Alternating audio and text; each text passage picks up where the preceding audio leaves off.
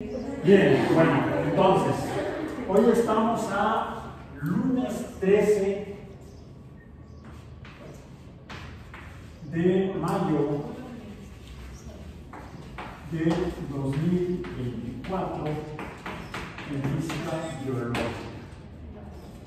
Y estamos en la semana 11 del trimestre. Si no fuera porque se nos han atravesado un montón de días feriados, días según el calendario oficial de la UAM, días de descanso obligatorio, pues no sé quién descansa, yo no, siempre hay algo que hacer en casa. No trabajo aquí, todo trabajo. Fue necesario que el colegio agregara una semana más al trimestre 24 o de invierno del 24, aunque estamos en plena primavera. Nos vimos como en el verano. De hecho, históricamente el mes más caluroso en la Ciudad de México es mayo, que todavía es primavera, todavía no llegamos al verano. En otros lugares, por cuestiones quizá de la geografía, la orografía y la topografía, sea mayor las temperaturas en el verano que en la primavera, es característico de diferentes lugares en los que se da.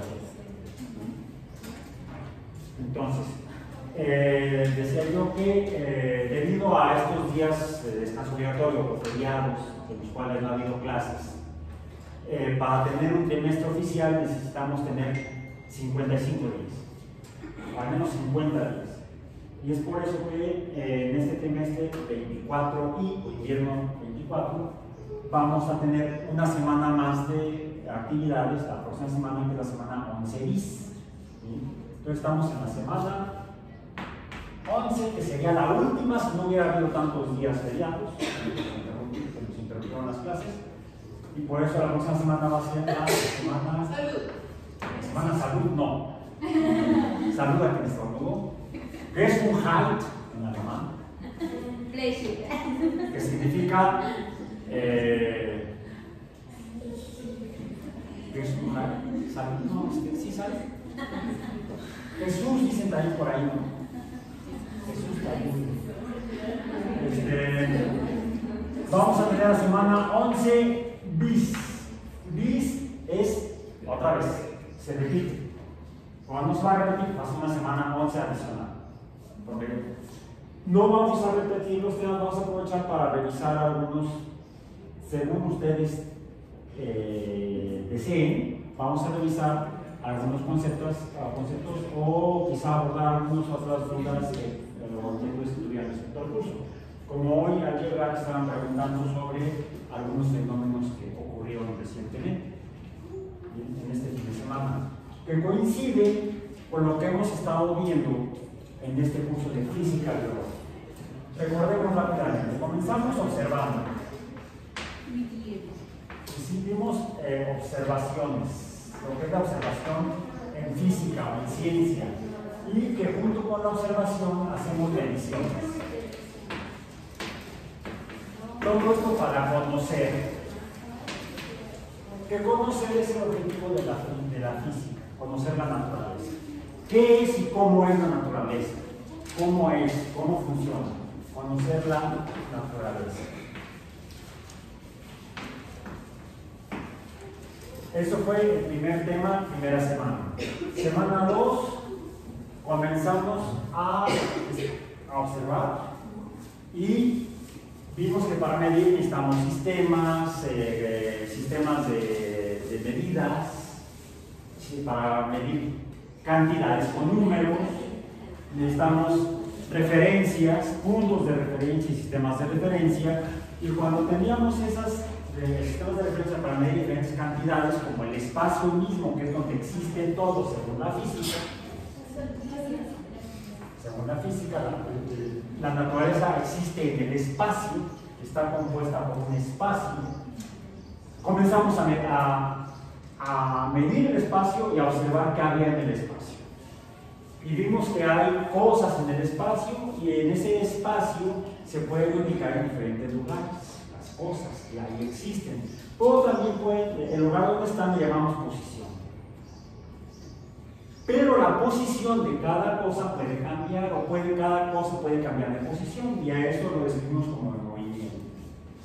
Y el estudio físico del movimiento es el segundo, formalmente el segundo capítulo de nuestro curso, pero el primer capítulo prácticamente en cualquier libro de física estándar o común.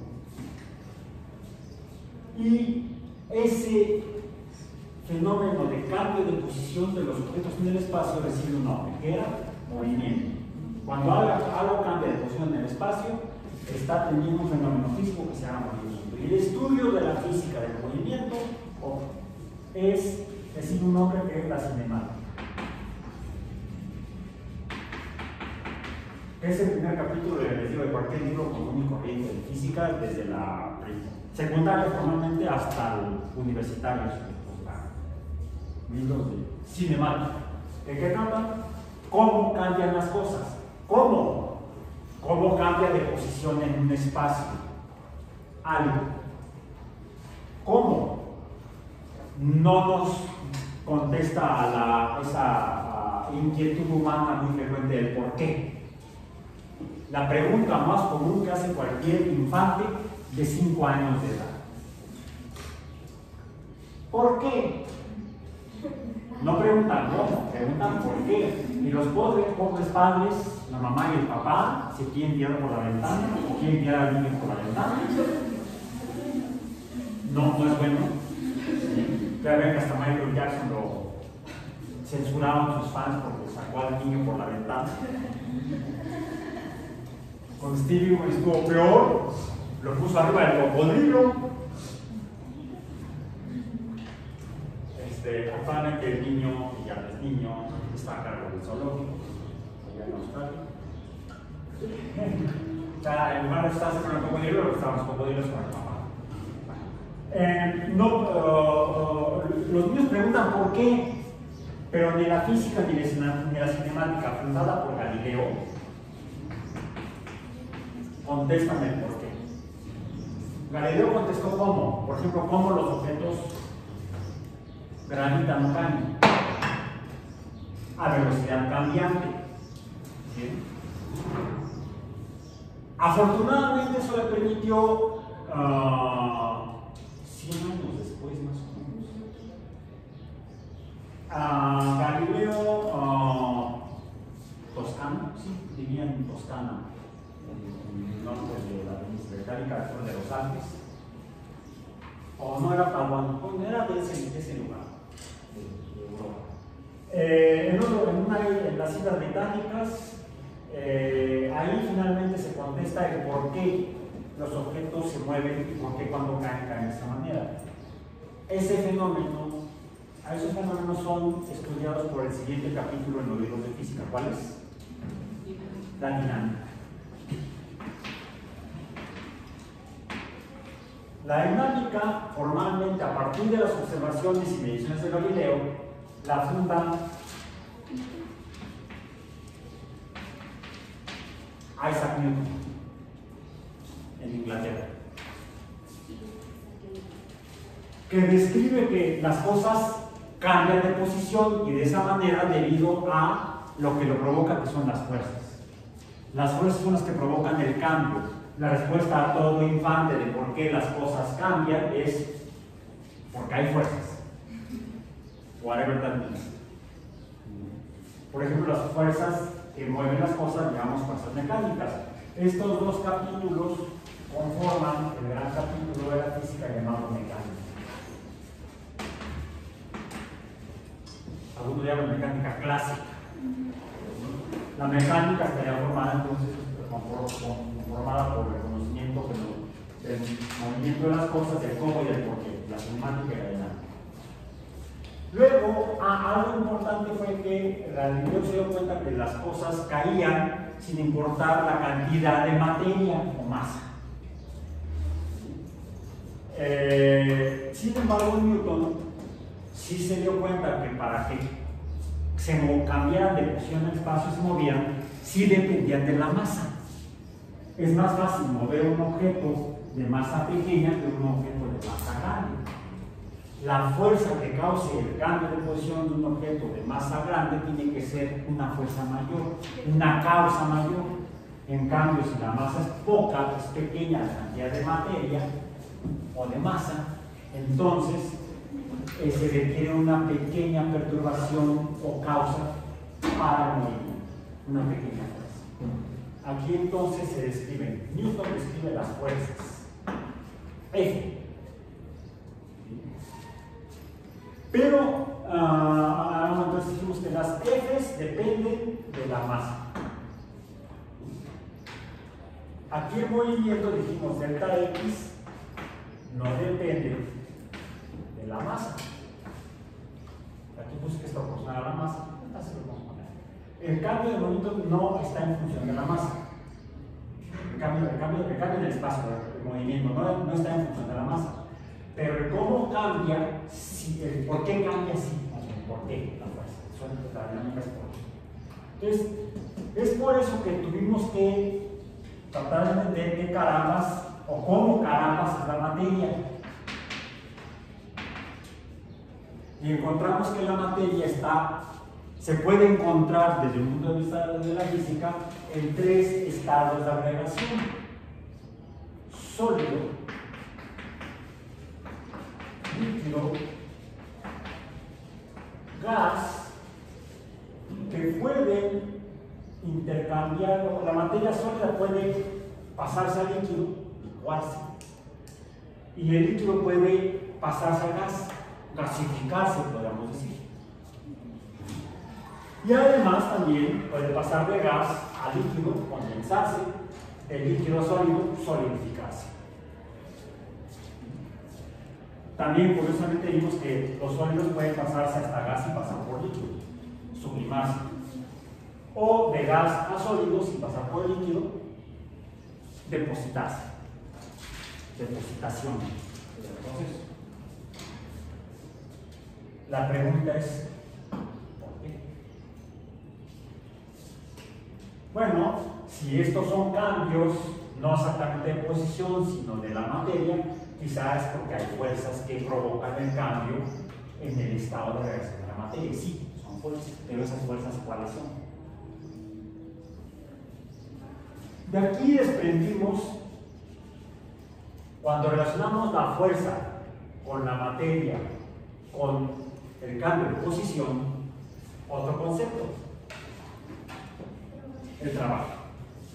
Y dijimos que todo trabajo que es capaz de producir cambios, toda fuerza que es capaz de producir trabajo,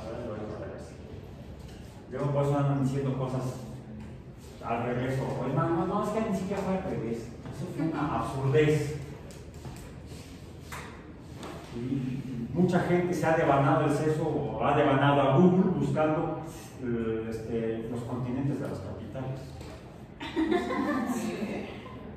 Eso es una absurdez. Yo lo que dije fue algo al revés. No, o sea, una absurdez. De manera adecuada. Toda fuerza que es capaz de producir trabajo, es decir, cambiar algo, es energía. Entonces, las fuerzas que cambian esto, el estado de reacción de la materia, deben ser energías. Y es por eso que lo que tuvimos que averiguar cómo es que cambia y por qué cambia la materia. La dinámica, el cambio, el porqué del cambio de la energía. Y eso, ¿cómo se llama en física? El estudio de los cambios de energía.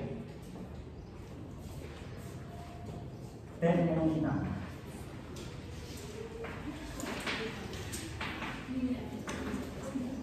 Esto estudia los cambios de energía. ¿Se dan cuenta cómo está todo junto? Tenemos que irlo disgregando para ver tratar de entender el todo a partir de sus partes. Pero forma parte de un todo. Que hace 500 años lo podían estudiar una sola persona. Galileo, ¿qué era? ¿Qué sería hoy en día un desempleado? No podría ser profesor universitario. o se dedicaría a otra cosa. Porque no tenía título universitario. Actualmente, para poder trabajar en la universidad como docente, necesitas el pinche título. Entonces, ustedes tienen que terminar y conseguir su pinche título para poder trabajar. Bueno, y si no, no se lo hace. ¿Sí? Ya eso también hay que vender lo que uno sabe hacer. Bien. Entonces, la termodinámica se estudia los cambios de energía. Luego, ¿qué vimos? Parece que algo no relacionado.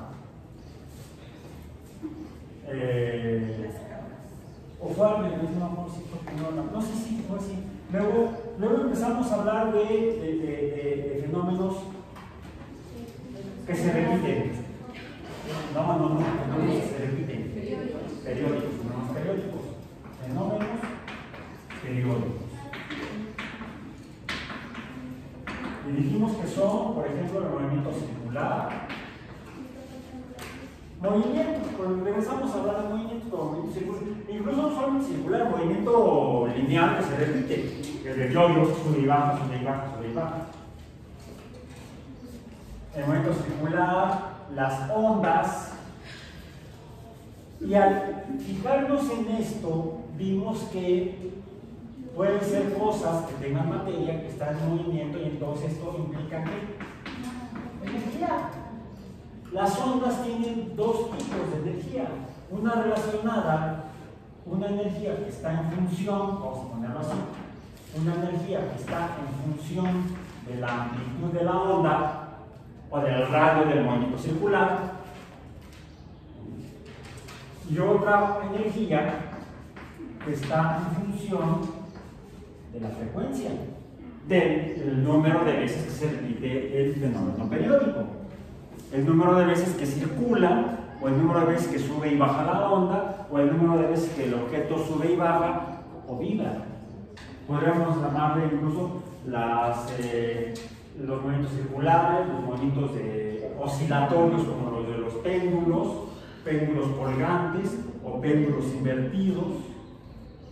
Sabemos que hay una gran cantidad de fenómenos que podemos calificar como fenómenos periódicos, todo aquello que se repita.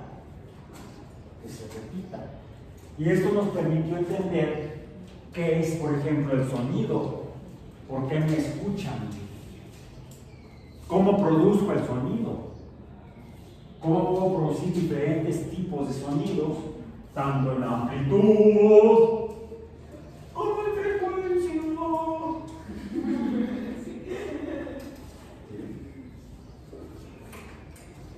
Amplitud, esto se relaciona con amplitud. Aquí la amplitud sería mayor, y aquí sería menor. El volumen, la fuerza del sonido. Otra es la frecuencia. Puede ser de poca frecuencia o de mucha frecuencia. Los sonidos agudos son vibraciones de las cuerdas vocales a mayor frecuencia, mientras que los sonidos graves son vibraciones de las cuerdas vocales a menor frecuencia. Yo los escucho en el tímpano, que es como el cuero de un tambor, dijimos, porque oscila o vibra a una frecuencia cuando el sonido es grave, o por eso luego hasta nos duele cuando escuchamos sonidos de alta frecuencia o agudos, porque vibra a mayor velocidad, con mayor frecuencia, mayor el número de veces que se mueve entre unidad de tiempo. De hecho, en ese sentido son más peligrosos los sonidos agudos o de alta frecuencia que los sonidos de baja frecuencia. Respecto al oído, en otros órganos puede ser al revés. Los sonidos de baja frecuencia o las vibraciones de baja frecuencia pueden provocar lesiones internas. Sí. Cuidado con las lesiones mecánicas. Mecánicas, ¿por qué? Porque tienen que ver con la materia, la masa. La mecánica es todo lo que tiene que ver con la masa. Luego, ¿qué hicimos? Pasamos de los fenómenos periódicos a hablar de, ahora sí,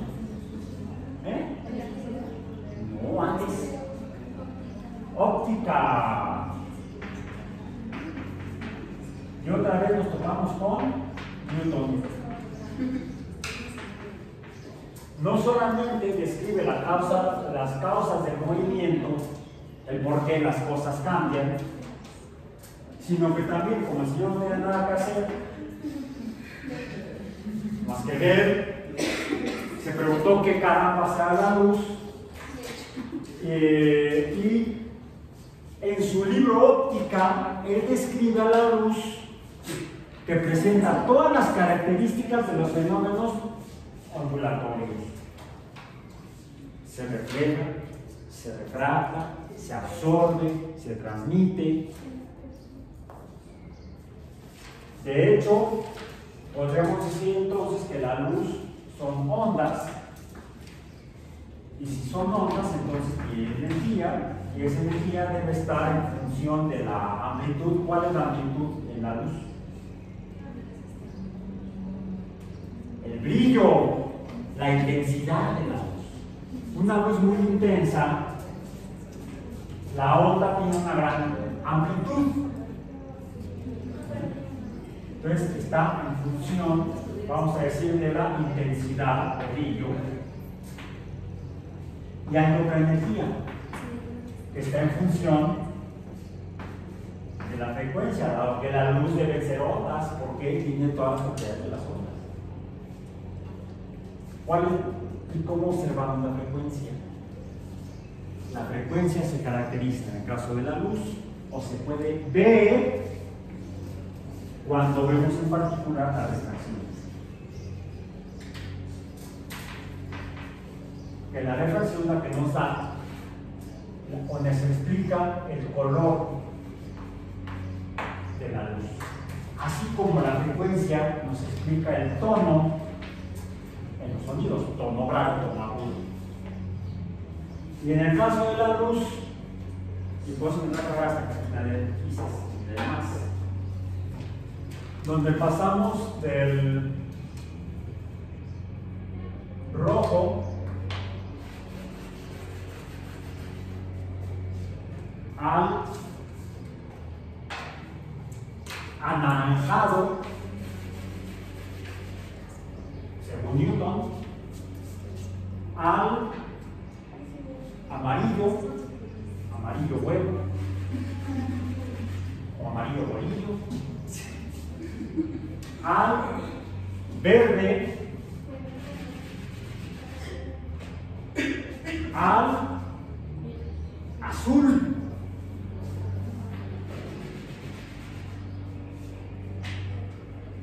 uno, dos, tres, cuatro, cinco, y me falta el violeta, no morado, violeta.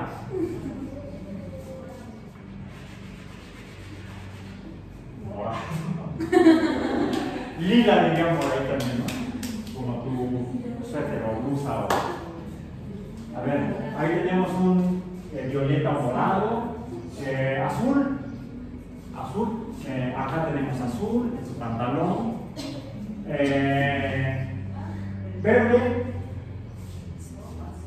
No hay aquí ecologistas, así tu pantalón, no tus pantalones, digo, tus medias tipo, ¿cómo se llama esa situación? No, el apellido del personaje es una chica de colitas, se me fue el nombre, ¡ay, ya lo saben! No, long stockings. Long stockings, en inglés. Stockings son las calcetines largos. Dime un nombre, calcetines largos. Se me fue el nombre. Se me fue. Bueno, verde, ya sabía el verde. Luego, amarillo, tu blusa. Anaranjado. ¡Tururú! El metro. Los vagones. Si nadie viene de anaranjado, ¿no? Ya sabemos por quién no van a votar. Oso.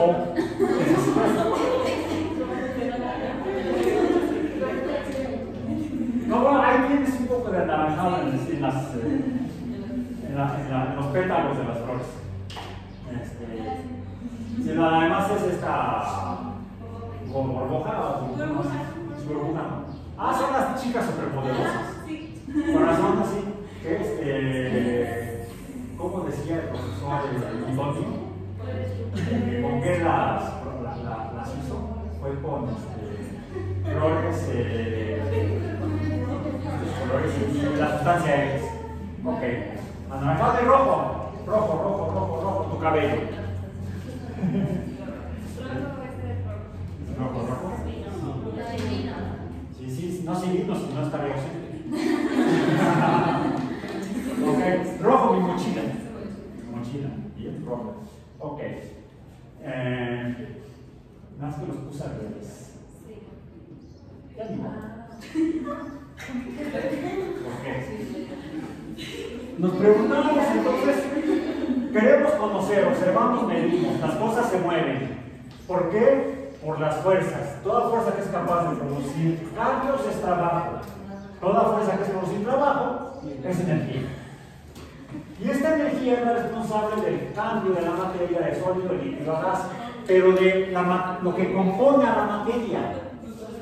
La materia se puede disgregar en cada poquito de materia. Y lo que encontramos es que la diferencia real entre los gases, los líquidos y los sólidos es la velocidad, concepto surgido al estudiar la cinemática, el cambio de posición en función del tiempo, la velocidad de cada poco de lo que conforma a la materia es lo que provocará que esté como sólida, como líquida o como gas. Mientras más se mueva, más tenderá a comportarse o a verse como gas.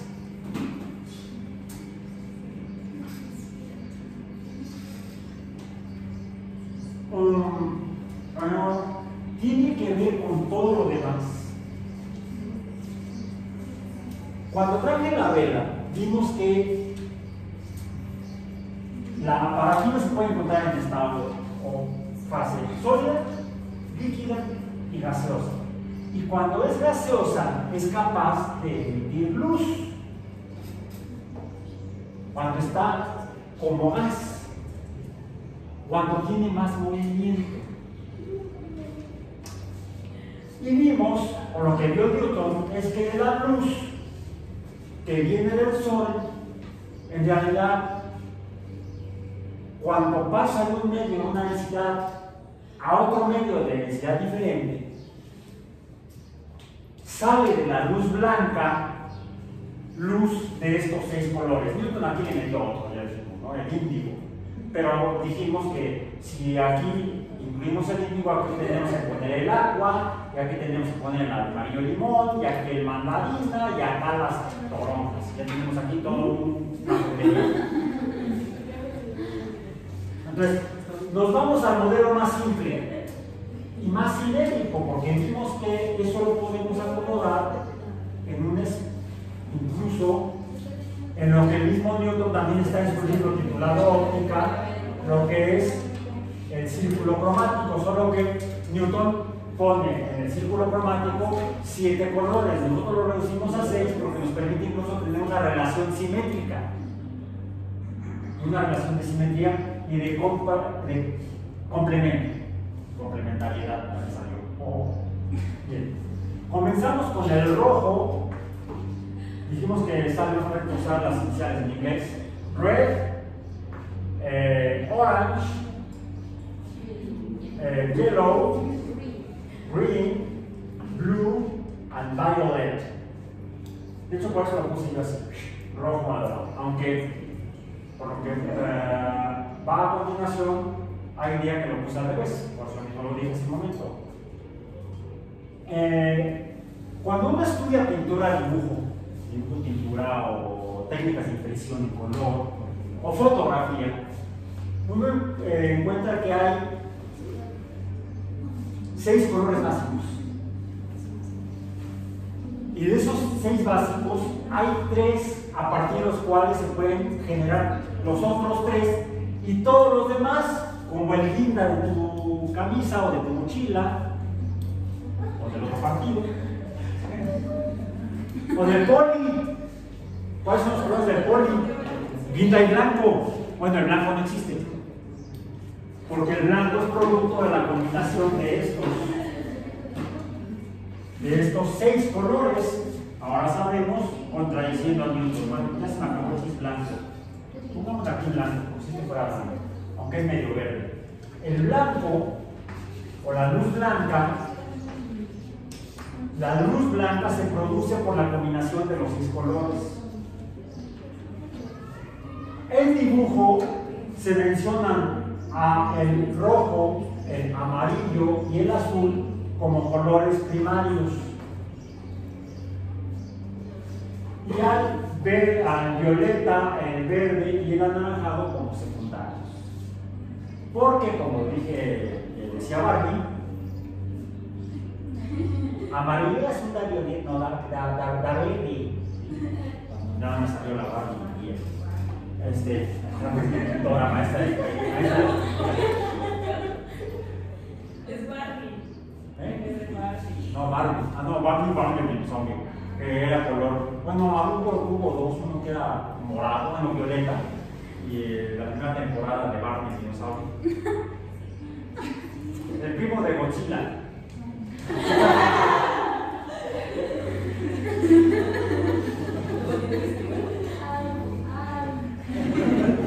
Ya no digo más. Y el último Barbie que hubo dinosaurio era color tinta.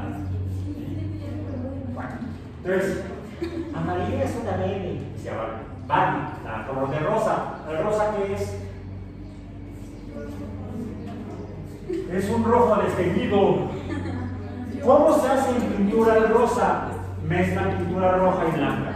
O sea, disminuyes la cantidad de rojo y entonces se forma el rosa. Combinando todos estos en diferentes proporciones, algunos de ellos podemos obtener todos los demás. Si mezclamos amarillo y azul, da verde, amarillo y rojo, da anaranjado, rojo y azul, da violeta. Curiosamente, y ya he hecho los experimentos yo con mis lápices de colores, si uno usa verde y amarillo, sale el azul. Hagan los experimentos con sus colores de lápiz. Con los grises no se puede fácilmente, porque las partículas se mantienen separadas.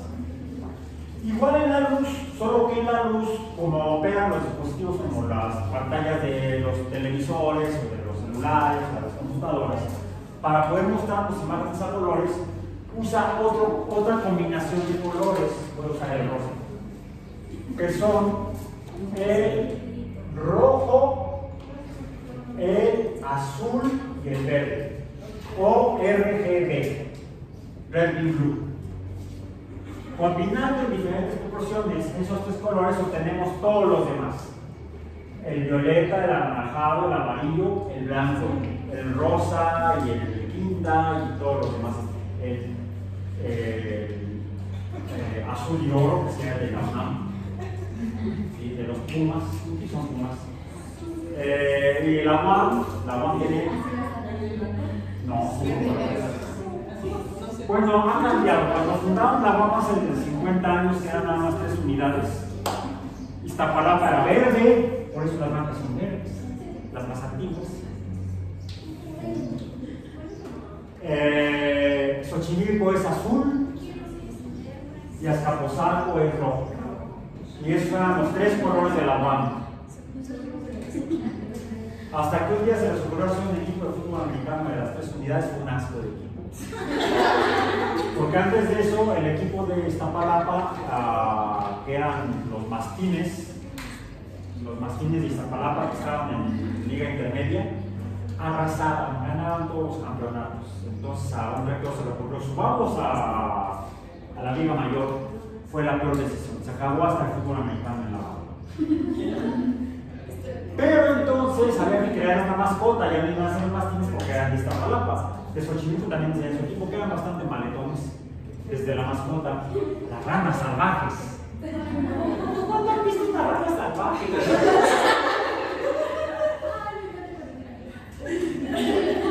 Los de Azcapotzalco, muy sensatos, nunca tuvieron mascota. Y aún así ganaban los campeonatos de fútbol y de fútbol. De fútbol soccer. De fútbol asociación. Entonces se crea el equipo de la UAM Y la mascota es cuando surge la mantequita negra. Guamito. Por cierto, el nombre de guamito reciente. Se lo pusieron cuando la pandemia. Antes no tenía nombre eso, sí no tenía nombre. En la UAM. Y se le dio el color negro, de ahí que fue una pantera negra. Que por cierto son mutantes. Sí. Las panteras negras es una mutación. Sí somos mutantes.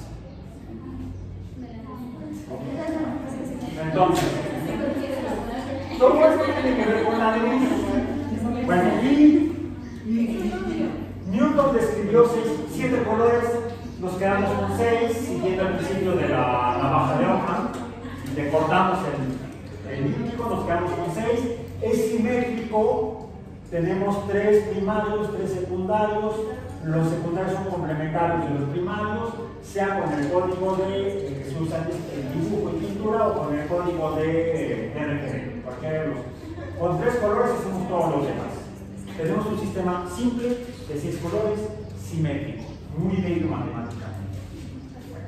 Eso es la luz. ¿Pero qué produce la luz?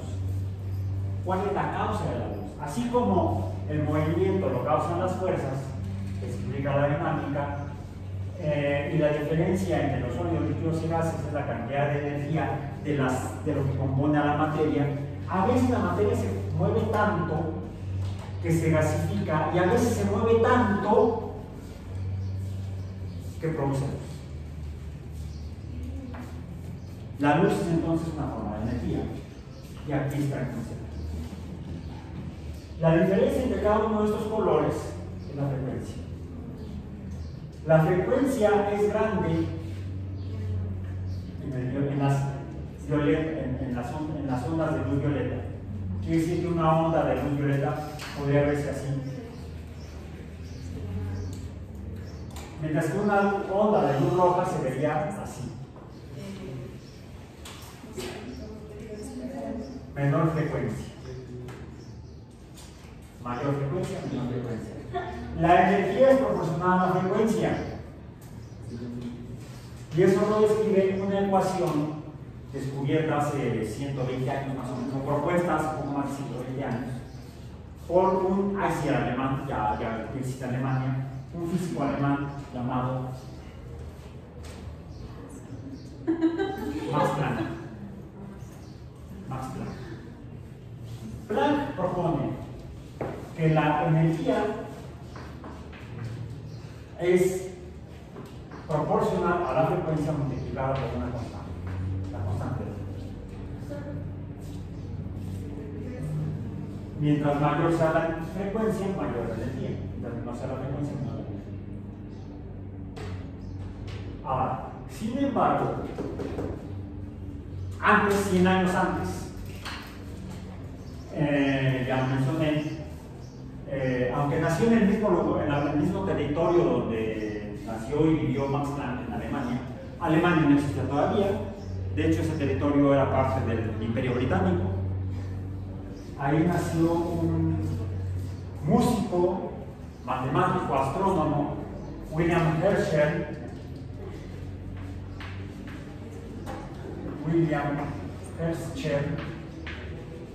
que se va a vivir a Inglaterra finalmente como músico real británico, pero además, como le gusta la astronomía, utiliza el descubrimiento de Newton, ya lo mencioné la anécdota, y determina la energía de cada uno de estos colores de luz que salen de la luz blanca del Sol, pero descubre aquí que una luz invisible a nuestros ojos, pero detectable por el calor como energía. Aquí es una forma de energía, es el calor que se puede medir mediante la cantidad básica llamada temperatura, la temperatura termodinámica. Recordemos que es una cantidad básica. Bien.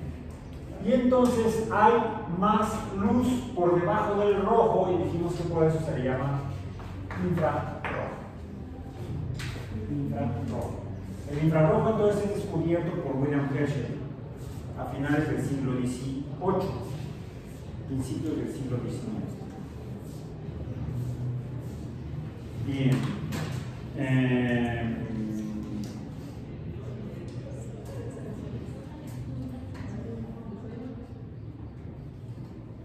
Déjenme ver, sí, ok. Entonces,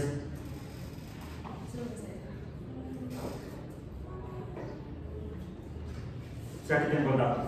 Isaac Newton, quien vivió entre 1642 y 1727, descubre y describe el espectro de la luz visible. Mencionamos a Ole Romer, que determina, observando los satélites de Júpiter, que la luz se mueve a una velocidad limitada. Lo hace en 1676, es decir, todavía en tiempos de Newton. Son contemporáneos. Newton nació en 1642, Romer nació en 1644, era 2 años menor que Newton. Murió en 1710 y midió la velocidad, dijimos, en un valor de 226.663 kilómetros por segundo. Ya sabemos que la velocidad real es de 299.792 kilómetros entre segundo, la velocidad de la luz. William Herschel, quien vivió, fue posterior a Newton. Newton muere en 1727, Romer en 1710 y en 1738, es importante, es útil más bien, más que importante es útil, tener referencia de las fechas. En 1738 nace Herschel, nada más como dato anecdótico, muere en 1822. Y es a finales del siglo XVIII cuando hace su descubrimiento de la luz infrarroja.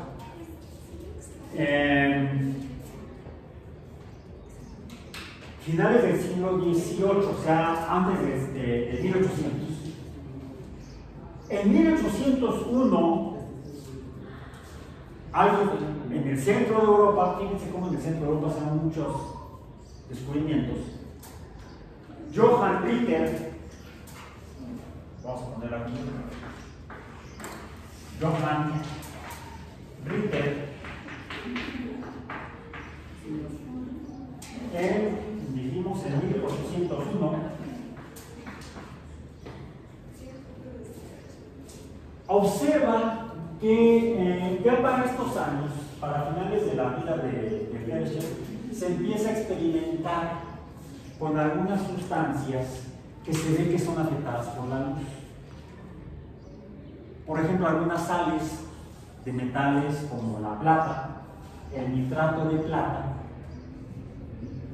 que se puede formar obteniendo plata y luego agregándole ácido nítrico, se forma nitrato de plata, vaya forma de deshacer la plata.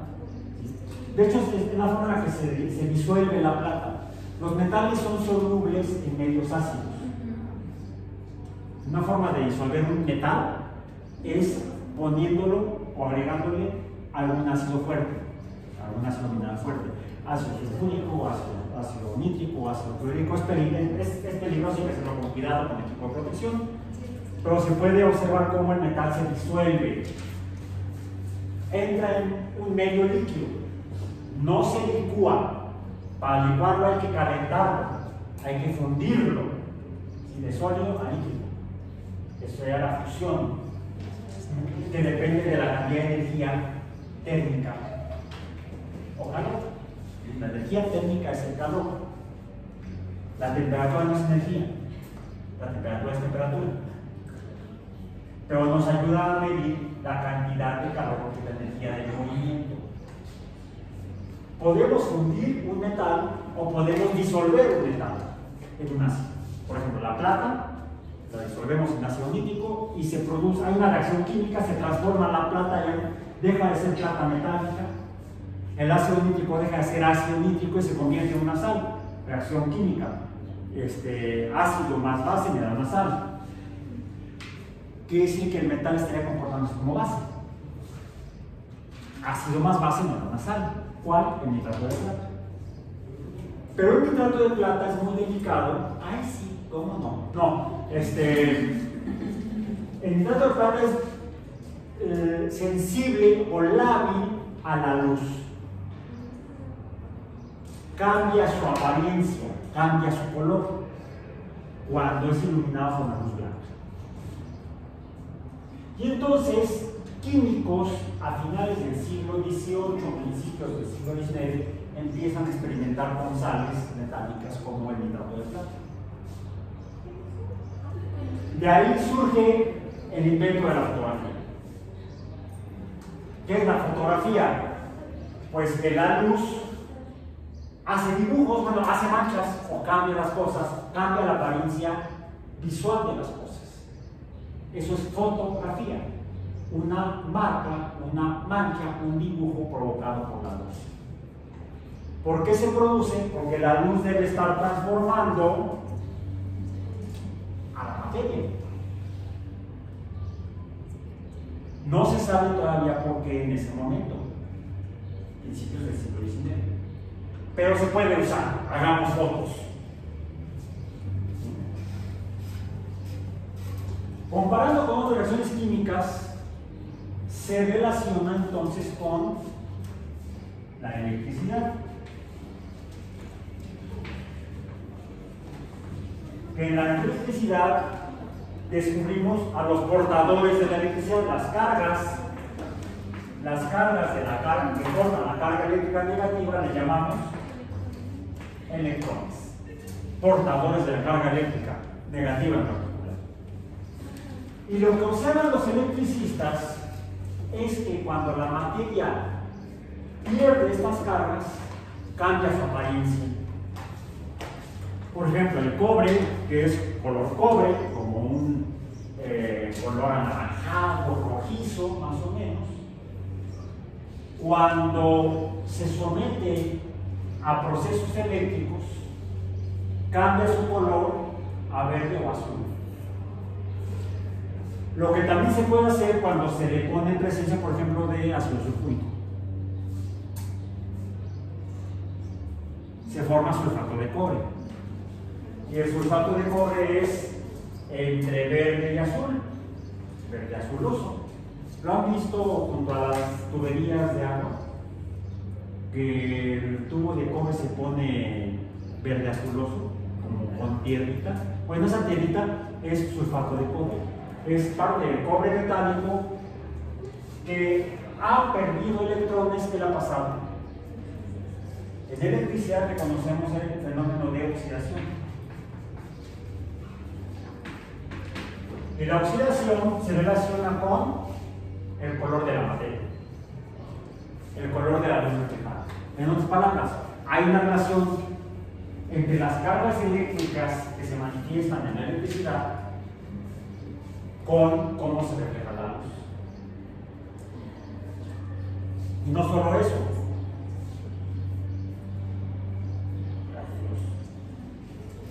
Y no solo eso.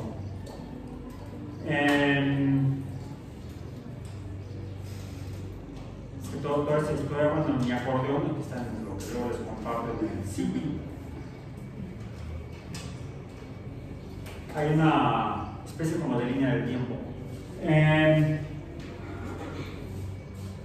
La oxidación se relaciona con la absorción de la luz, no, con la reflexión de la luz, con el color de las cosas. Luego también la luz se relaciona con el color de la luz de colores. Es lo que descubrió Newton. Luz de diferentes colores que salen de la luz blanca. Por eso es que podemos entonces relacionar con la luz. Cuando prendemos una vela, cuando la parafina se funde a gas y se oxida y emite luz, la llama que vemos, la flama que vemos, el fuego que vemos, no es blanco. La luz de la vela no es blanca. No es blanca. De hecho, vemos más de un color de luz en la flama. Abajo la vemos azul y arriba la vemos amarilla. Ahí la tenemos dos colores, estos dos, en una flama. ¿Por qué? algo le está pasando a la parafina gaseosa en este proceso que está emitiendo luz de diferentes colores.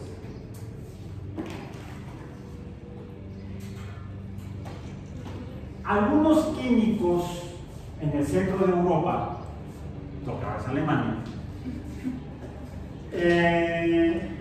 trabajaban en la industria de la producción de vidrio para hacer vasos, copas, ¿sí? Porque había una competencia en Europa para ver quién hacía vinos más finos, más bien las botellas para los vinos, las copas para las bebidas como los vinos. Y ya dijimos, o mencioné, creo que antes de que iniciamos clases, pues que en el cine siempre ha habido gente con muchos privilegios, riqueza. Han sido pocos, han sido más los que somos pobrezones estudiables. Han sido siempre más la gente pobre que la gente con privilegios.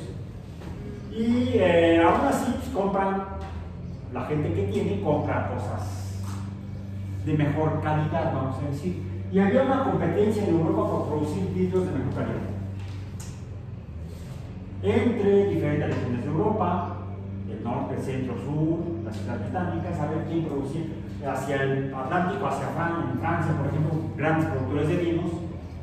Los vinos se descomponen, se hacen feos más fácilmente si les da la luz. Por eso es que se guardan en botellas de color. El color del vidrio de las botellas depende de la composición química de las botellas. Depende de qué se le pone al vidrio. El vidrio son principalmente sales no metálicas, porque el silicio no es un metal, es un no metal. Pero puede formar sales que se cristalizan, se vitrifican. El vidrio es una sal.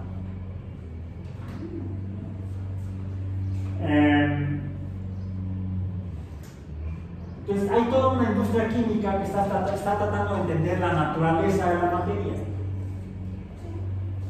Y ya Newton había descubierto que el vidrio descompone la luz. Entonces empiezan a utilizar la luz para analizar la composición química del vidrio.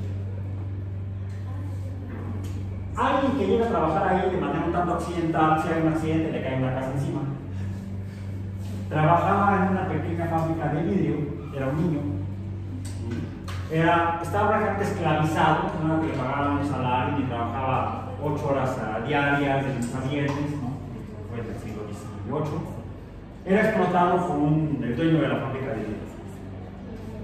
Ese niño se llamaba Joseph von Heuvel. Joseph José Fraunhofer.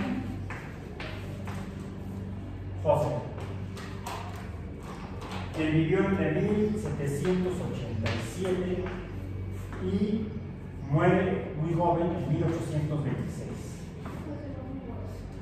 Pero es lo que encuentra, tratando finalmente, lo rescatan cuando se colapsa la fábrica de vidrio y lo adopta uno de los gobernantes de esa región, noble porque pertenecía a nobleza, pero noble también porque adoptó al chico, ¿sí? Le dio educación y a través de todo lo que leyó este chico, terminó trabajando como el químico que asesoraba a las fábricas de vidrio en la región de Baviera, en lo que ahora es Alemania, en Bayern. ¿Conocen ese lugar? Bueno, han oído hablar de eso. O al menos han oído hablar del equipo de fútbol. El Bayern München, el Bayern Múnich. Bueno, ahí se escribe, en alemán se pronuncia München. Bayern München. En español le dicen Baviera o Bavaria. Entonces, a lo mejor han escuchado ustedes por ahí del famoso vidrio o cristal de Bavaria. No es Bavaria, es Baviera. En todo caso, son las fábricas de vidrio en Bayern, en München, es una ciudad del Bayern, la provincia alemana. Ahí es donde vivía von Heuvel y trabajaba para las fábricas de vidrio, pero ya como químico. Entonces, él decide hacer el experimento de Newton para analizar la composición del vidrio de lentes y usa un prisma para ver la luz que viene del sol, cómo se descompone al pasar por diferentes lentes. Y encuentra el espectro de Newton, pero encuentra que hay líneas negras en diferentes regiones del espectro de la luz del sol. Donde no hay luz, se ve negro, son rayitas negras. El espectro de luz del sol no es un continuo, es lo que descubrió Fraunhofer, sino que hay interrupciones donde no hay luz, no hay color. Se le conocen como las líneas de Fraunhofer. Líneas de Fraunhofer. Bueno, esas se pronuncian en alemán. Fraunhofer o Fraunhofer en español. Se pronuncia Fraunhofer. Más o menos. Más o menos. Mi alemán no es tan bueno tampoco. Luego, fíjense cómo se van dando las cosas. 1787 y 1826, Fraunhofer. ¿Recuerdan el experimento que nos mostró que la electricidad y el magnetismo,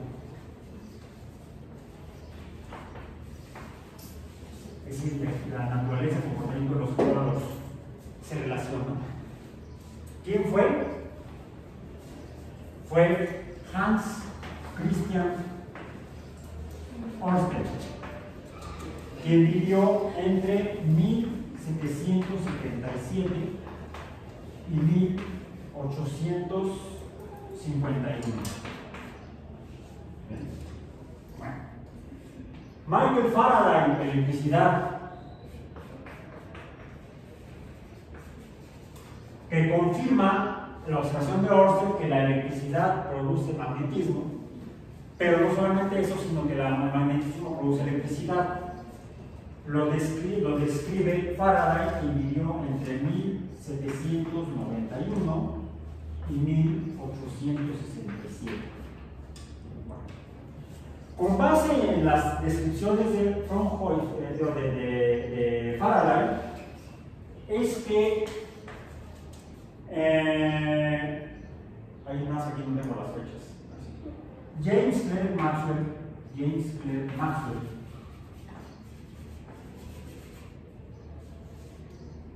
describe matemáticamente la relación entre la electricidad y el magnetismo, que conocemos como el electromagnetismo.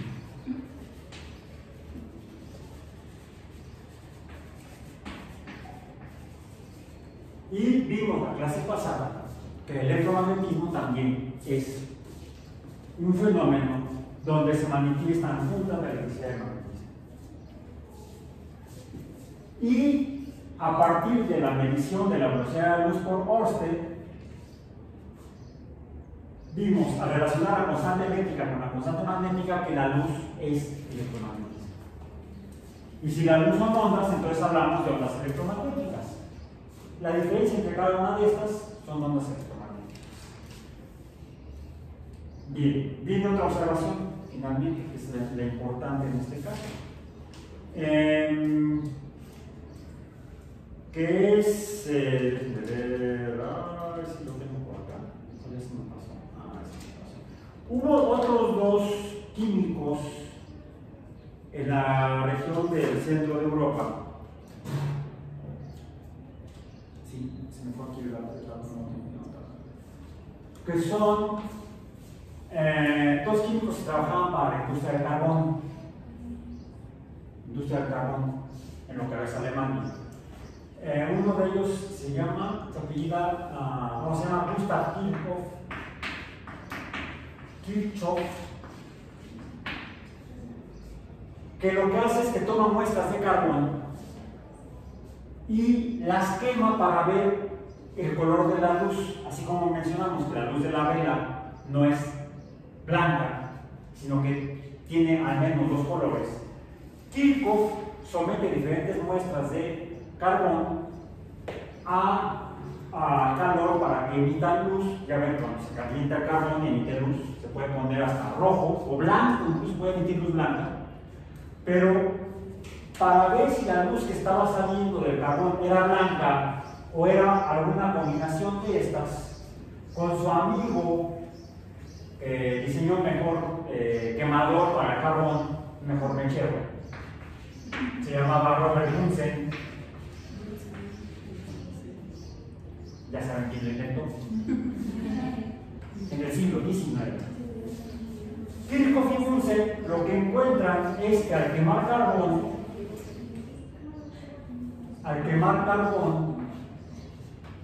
observan que en realidad al ver la luz que emite el carbón pasando a través de un prisma y amplificada por lentes, observan que la luz que sale del carbón no emite el espectro completo de la luz blanca, aun siendo blanca la luz que se ve a simple vista del carbón. No, lo que observan es algo como esto. Muestras de carbón diferente emiten rayitas de luz diferentes vistas a través de el instrumento en el que están viendo la luz que emite el carbón que se está quemando. Es decir, esto es luz que está emitiendo el carbón. Si esto es el espectro de la luz del sol, ¿cómo le llamaríamos a esto? El espectro de emisión de una muestra de material. El espectro de emisión de la luz.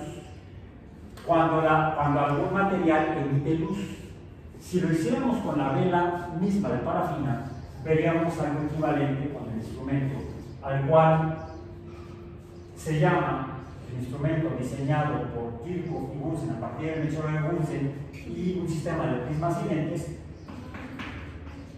como lo que nos permite ver es el espectro de lo que se quema, se llama espectrografía.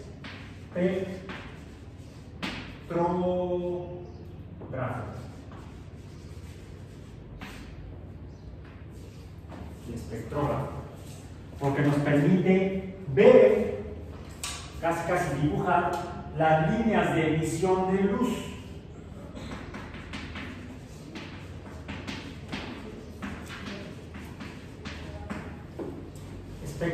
El espectro de emisión de la luz mediante el espectrógrafo. Pero previamente, Fraunhofer, ¿qué es lo que había visto? Franjas oscuras que, por cierto, corresponden cada una de estas combinaciones de rayas de emisión de luz a muestras de carbón diferentes en composición química, en composición química elemental. De hecho, lo que les permitió el espectrógrafo a Kirchhoff y Bunsen fue descubrir nuevos elementos químicos.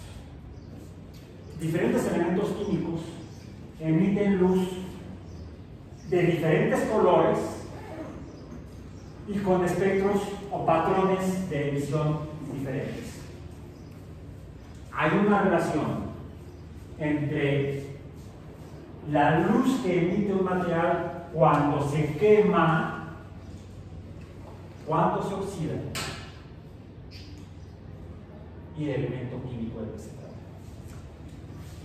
Los elementos químicos se diferencian tal vez por la apariencia física. El hierro es color grisáceo, el cobre es color anaranjado rojizo, el azufre es amarillo, pero es la reflexión de la luz. También son diferentes en el color de luz que emiten cuando se oxidan, cuando se queman, cuando producen luz. La luz nos dice cuál es la composición química de la materia, la composición química elemental de la materia. Cuando la convertimos en un gas que emite luz, ¿cómo se llama eso? Plasma.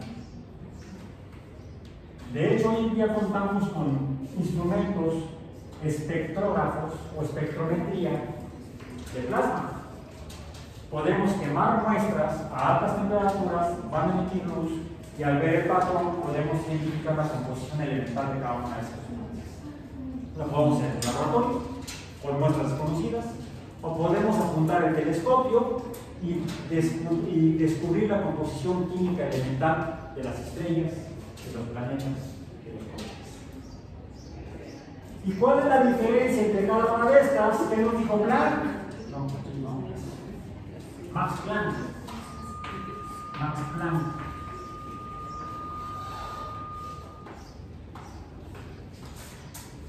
La frecuencia, la energía de diferentes colores de luz.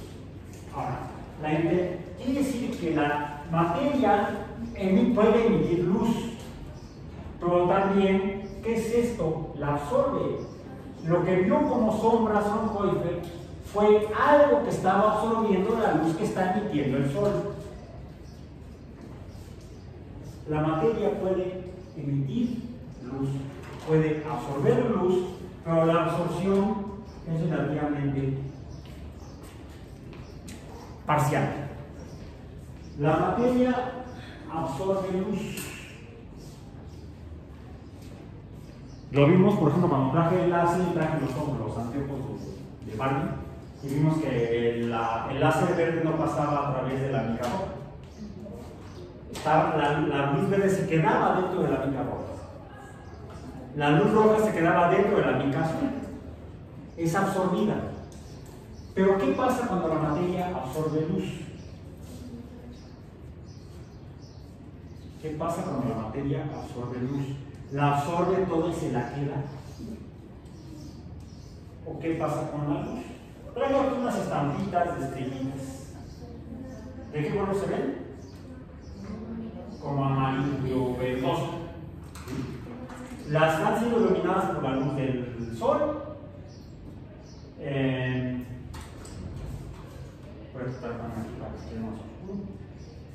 Y lo que estamos viendo es cómo reflejan la luz amarilla más bien de toda la luz blanca que entra por la ventana. Voy a iluminarlas un poco más con la luz del celular.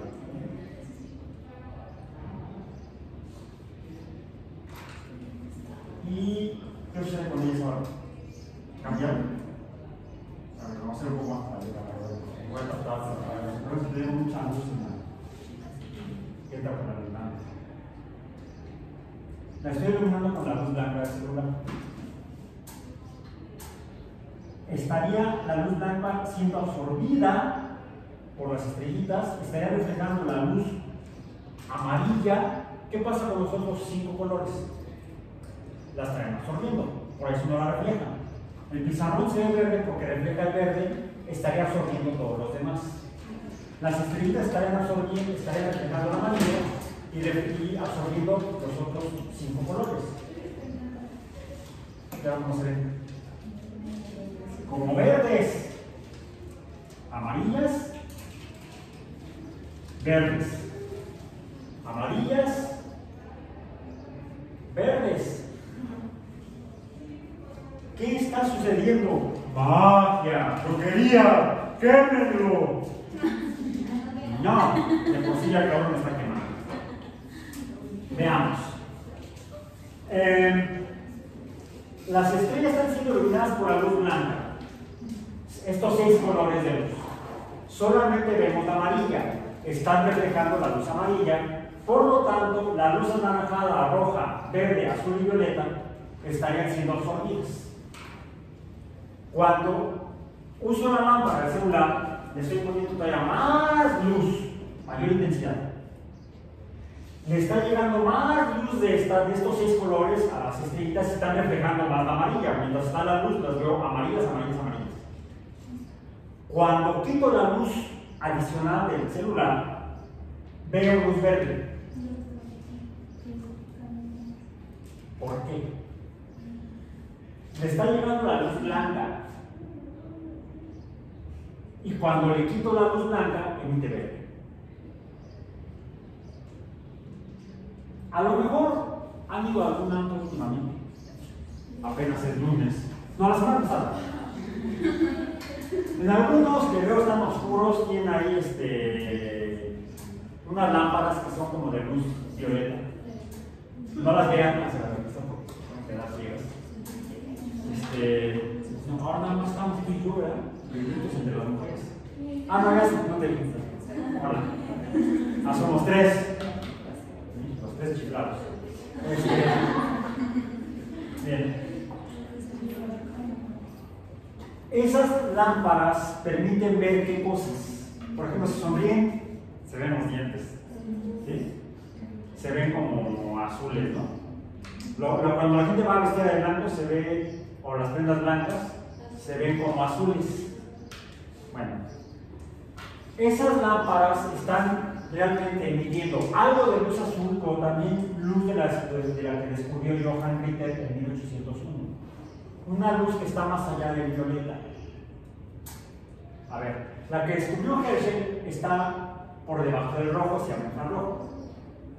La luz que descubrió Johann Ritter, que oxida el nitrato de plata, y por eso lo mencioné hace rato, oxida el nitrato de plata, es una luz invisible. Pero lo observó Ritter. Hay una luz que no se puede ver que oxida el nitrato de plata, no solamente la luz visible. Él quitaba la luz visible y aún así con diferentes fuentes de radiación lograba que el nitrato de plata se oxidara. De esa manera descubrió una luz por debajo, más allá del violeta. ¿Qué nombre le ponemos?